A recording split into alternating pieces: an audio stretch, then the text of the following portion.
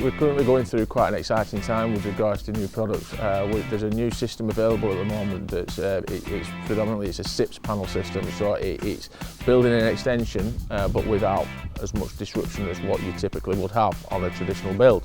So a traditional build would include obviously digging out foundations, more often than not having to dig up to a 2 metre depth to create your foundation that's suitable within building control, and then or even possibly even having to pile it, all of which costs a substantial amount of money. The new SIPS panel system, because it's a lightweight system, all it requires is a reinforced concrete slab that's tied back to the property, fully compliant with building regulations, and then we can build on that. Building on that is also much more simpler as well as less intrusive, as we use the SIPS panel system, which is a modular system. So in essence, everything's prefabricated in the factory off-site.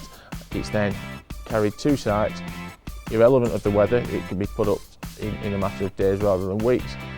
We can put the roof on. More often than not, we include things like your lantern windows. There's many different route types available, but that tends to be our best seller at the moment. Also with the extensions, by doing this modular system and it being such a quicker system to go up, it saves the customer time by not having to have more intrusive works done on the remainder of the property.